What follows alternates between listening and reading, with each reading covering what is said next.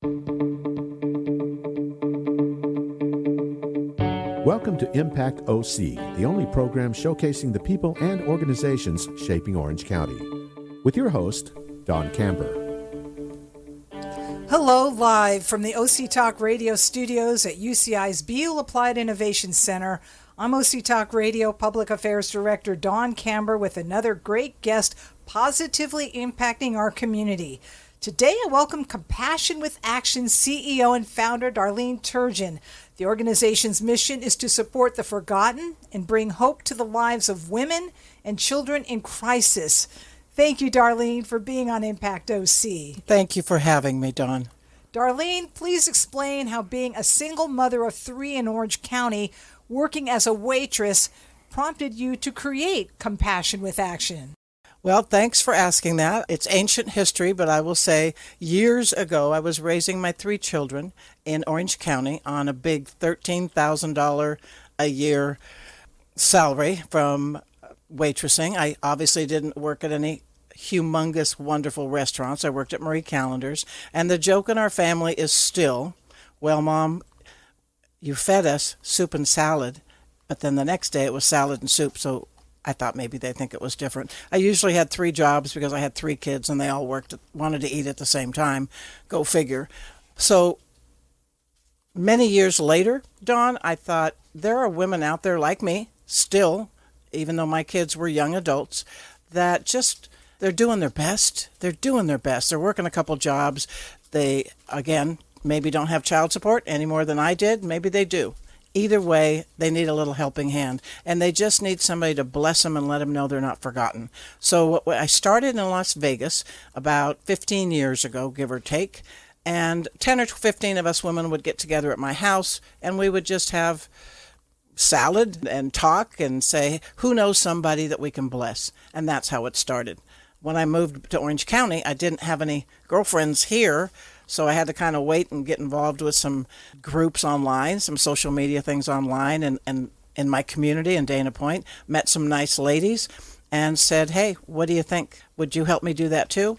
And that's where it started. Did you get help in Las Vegas? Oh, yeah. Well, I got help from just friends. We were not a nonprofit in Las Vegas. I never thought I'd do a nonprofit. I really didn't. It was just a matter of like-minded women of all professions saying, yeah, I was a single mom once, or I was raised by a single mom, and yeah, I think this is great. How can we help so-and-so? And I always take referrals. I don't just go out in the world and find somebody. It has to be somebody that I know that refers them to us and says, no, I know this person. Like right now, this morning, I got a lady in our group that said there was a widow woman that was taking care of, she knows her from church. She was taking care of her daughter who was in her late 40s with her little 3-year-old child, and the young lady died, unfortunately, just this weekend. So we will start tonight when I get home. I will get together some of the ladies and post and say, how can we help this woman? She needs meals. She needs to run errands. She needs some cards to uplift her spirit. Whatever we can do, we'll find out from one of her best friends what exactly this woman needs, and that's what we will do. And how do you help women? We do just whatever they need. Usually I'm allowed, if I don't go through Casa Teresa, which is an organization in Orange that helps, and again, I ask them, they help single moms that are pregnant, and they need all the help they can get. They get to stay there for a couple of years as they give birth to their baby. So I'll ask them, what are the needs of the women? And then that's what we supply, whether it's baby clothes, whether it's, if we do someone personal, like I'm talking about, then it's like, what exactly do they need? Some of the moms that we've helped, they need groceries. They don't have any groceries in the house, or even if they have some, like myself back in the day, if somebody would have given me $50, I would have been ecstatic. So we give them gift certificates. We don't give money.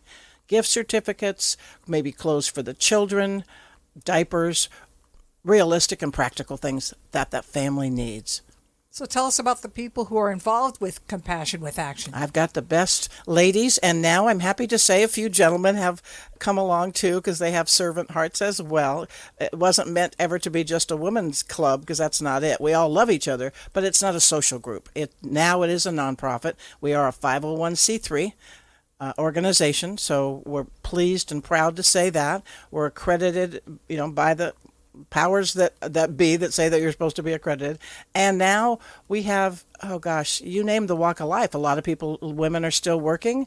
A lot of them are retired. So anything in between. And we meet once a month. Every first Thursday of every month, we meet at a local restaurant. We pick a restaurant and go in there on a Thursday, and I have a small meeting and tell them what we're doing. This is what we need. Right now we're preparing for our big event, November 3rd at the Hills Hotel.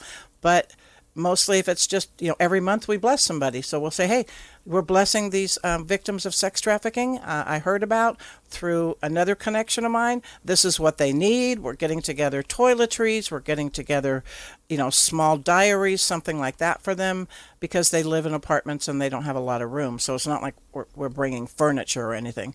And these women and men now are just stepping up and saying, how can we help? I think everyone wants to help. They just don't know what to do, and until someone says, hey, we need this, now we've got people ready. And it's just back to basics. It's, I guess we'll say, golden rule. We'll just go there. Tell us some of the people you do help. Well, like I said, Casa Teresa has always been someone we'd love to help, because they have all of these great young ladies in there that have hit hard times. Whether they have to be clean and sober,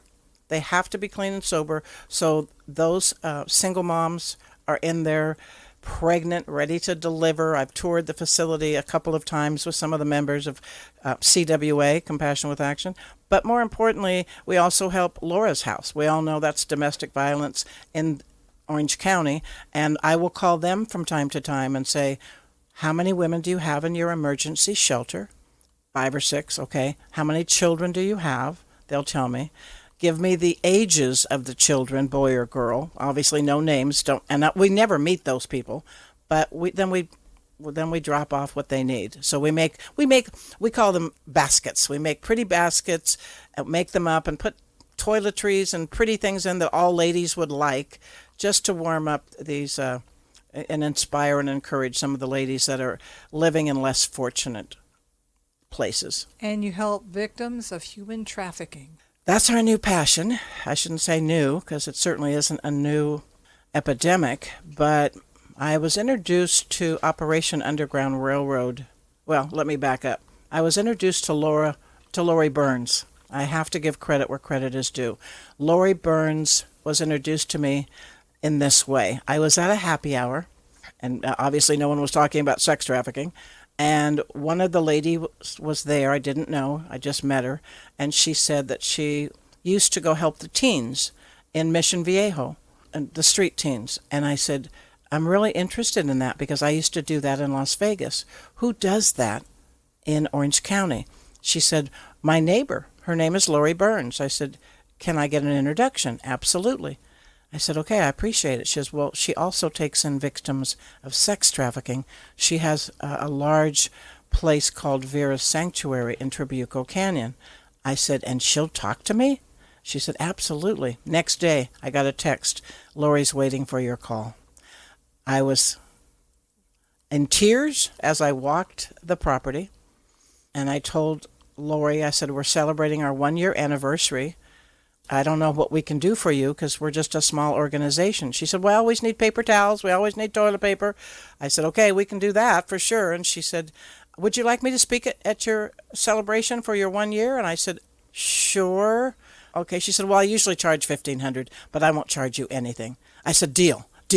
So right away, the 3 ladies that went up with me to Vera's Sanctuary, we sat down and had lunch. I said, we've got to do something. I don't know what, but we have to have an event. So in 6 or 7 weeks, we put together an event at the El Adobe restaurant, and she had 13 of her girls there from the facility. A couple of them gave their testimony, and myself and the organization got hooked with we've got to do something. We don't know what. I mean, we blessed her with some money, and she got a car for one of the girls that had been living there for a couple of years and had gone through all the programs and was doing really well.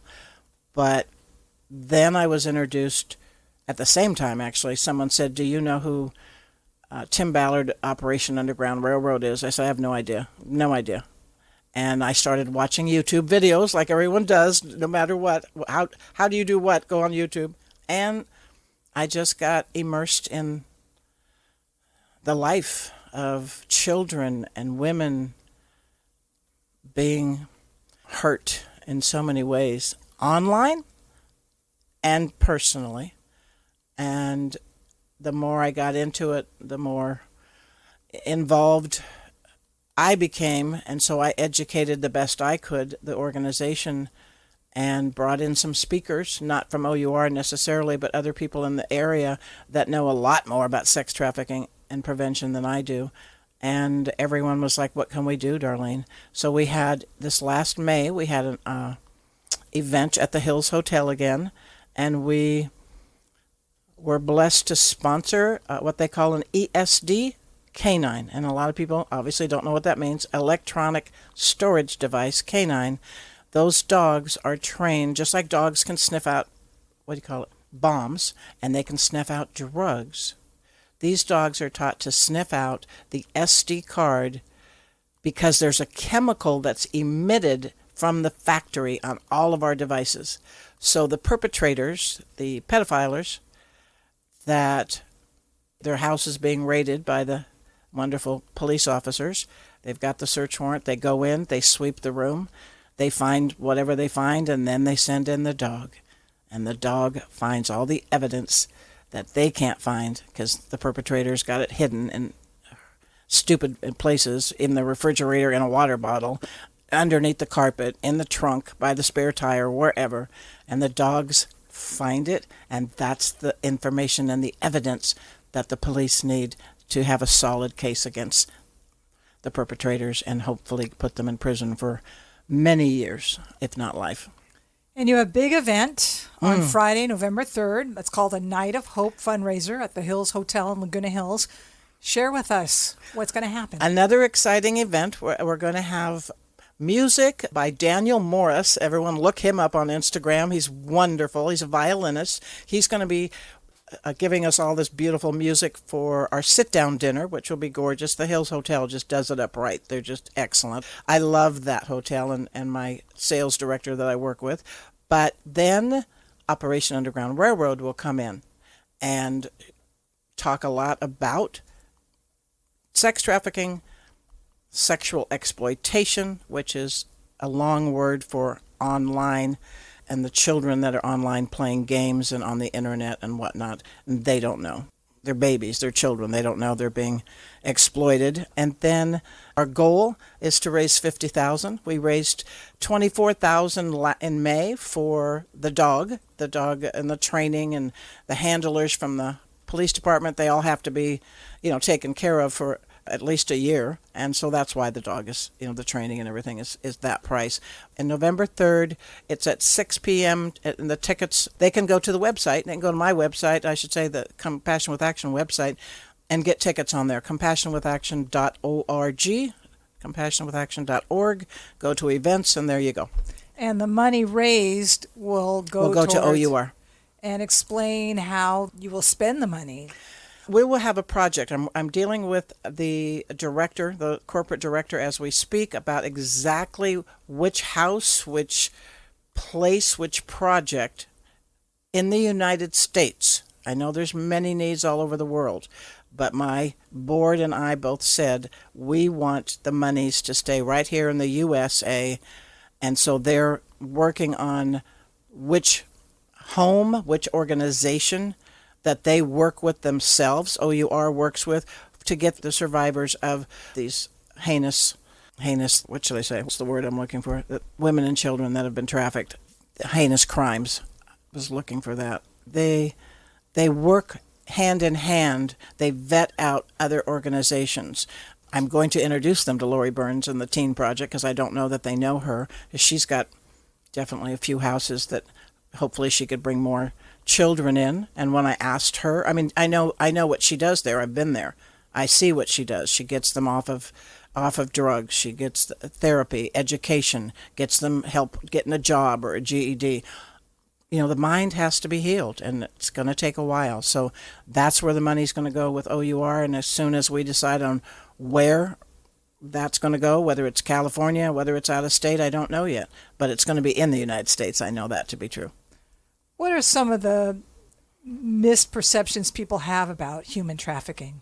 I think they think it's all in third world countries. That's what I've dealt with anyhow. People are like, well, it happens over there. It happens over there in India and the Philippines and Asia and Central America and not here. And I said, well, then I strongly suggest, and I've been saying this for a long time, this is one of the things that's on my heart, has been, and will continue, is I want everyone to go to, if they don't have it themselves, go to Prime Video, Amazon Prime.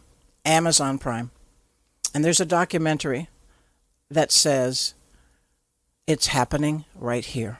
That simple. It's happening right here. It was a documentary filmed in San Diego. There's film and a little bit of it here and there, but 95% of it is right there in San Diego.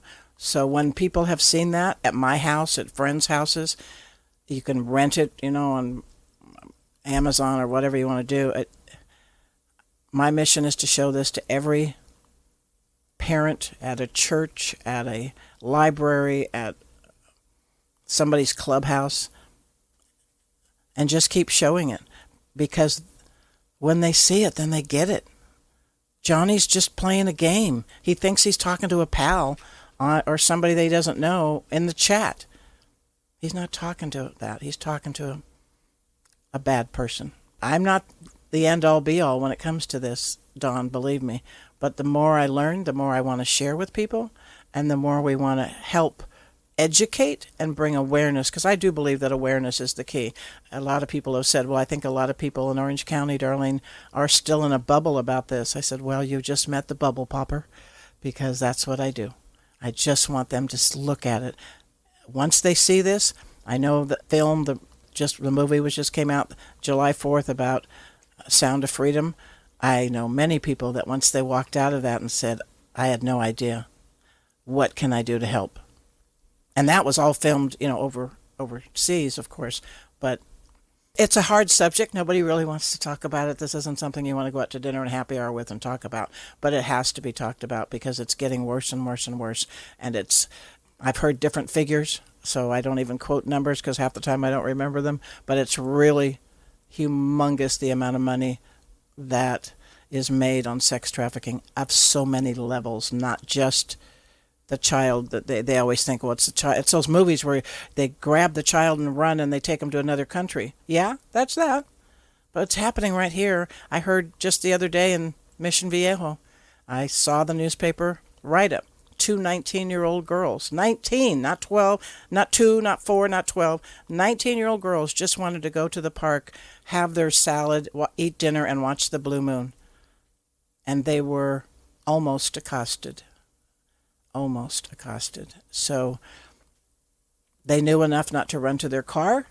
They ran to somebody's home and knocked on the door, banged on the door and screamed, and that person let them in.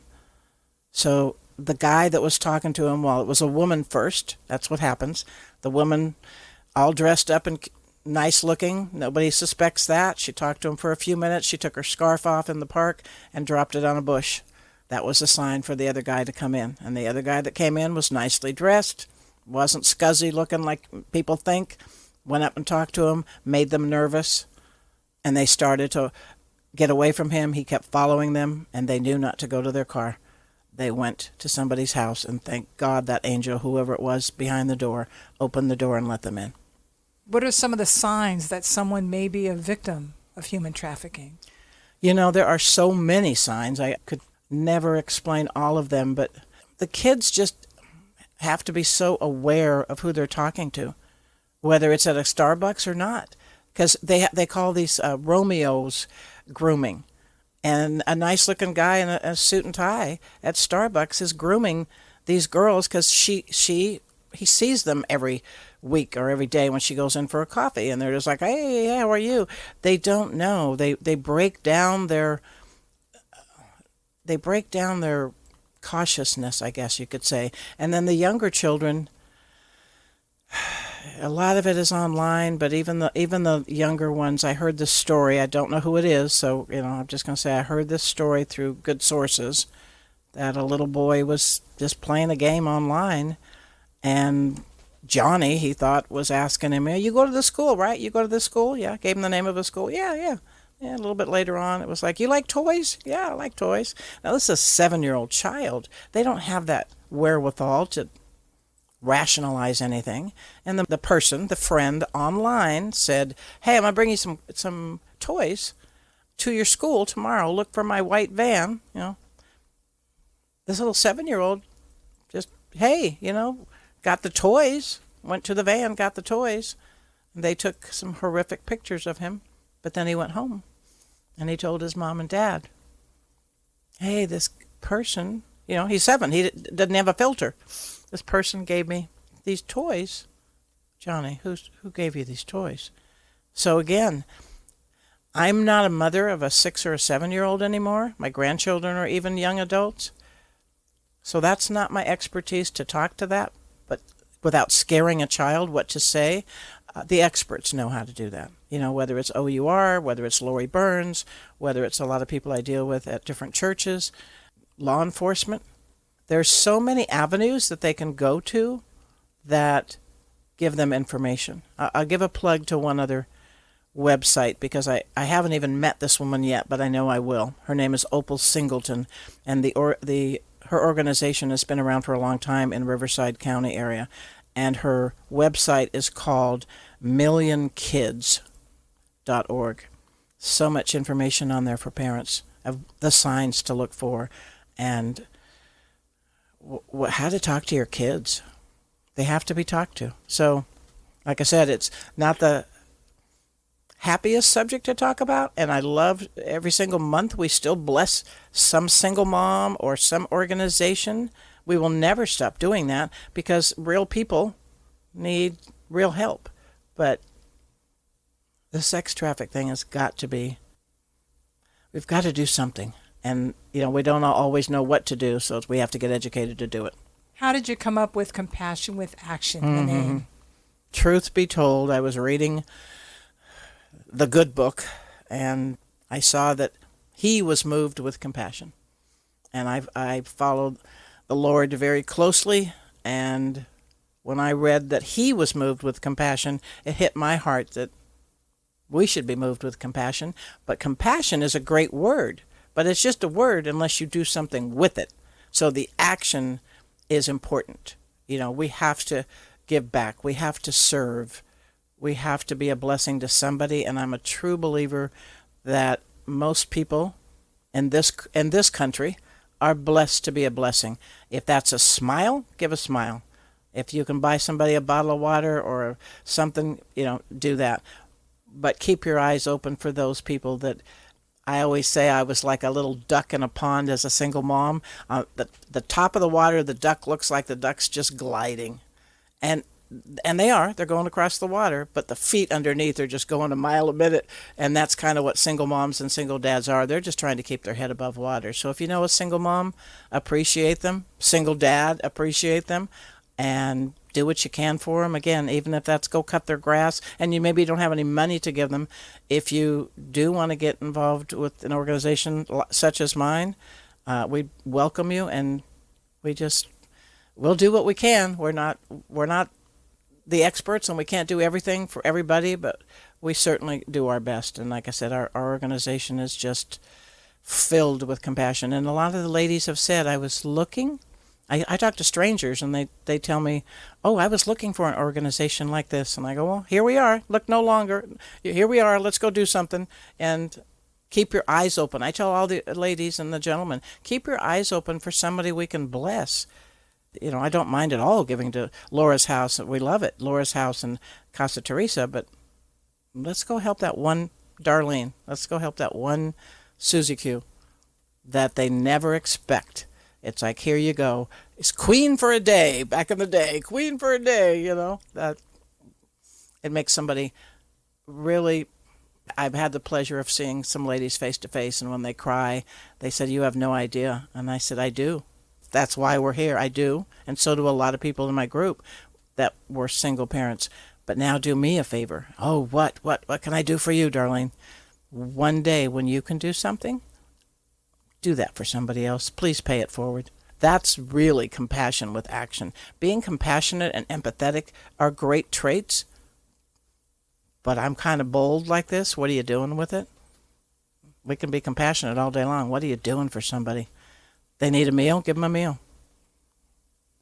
List your website.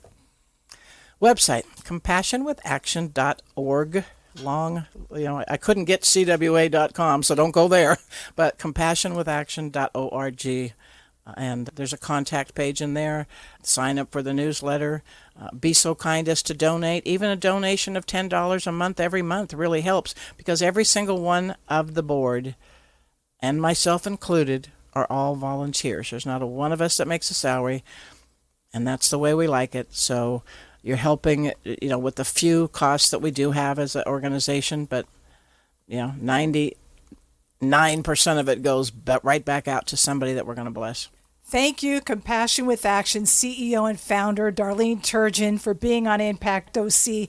And I thank everyone for tuning in. I'm OC Talk Radio Public Affairs Director Dawn Camber. Have an impactful day. You've been listening to Impact OC, the only program showcasing the people and organizations shaping our community. Right here on Orange County's only community radio station, OC Talk Radio.